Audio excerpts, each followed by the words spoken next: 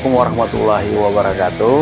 Salam sejahtera bagi kita semua. Saya Heriandi Sinulinga selaku Kepala Dinas Komunikasi Informatika Kabupaten Musi Banyuasin mengucapkan Dirgahayu Palembang Express ke-16 tahun di tanggal 2 Juni di tahun 2024. Mari berkolaborasi terus, berkesinambungan, karena Palembang Express merupakan mitra Pemkab Musi Banyuasin dalam memberitakan tentang kemajuan pemerintahan Kabupaten Musi Banyuasin selama ini. Ayo terus bersinergi dan kita bekerja sama memberitakan yang terbaik bagi kemajuan Pemkab Musi Banyuasin. Demikian, terima kasih. Wassalamualaikum warahmatullahi wabarakatuh.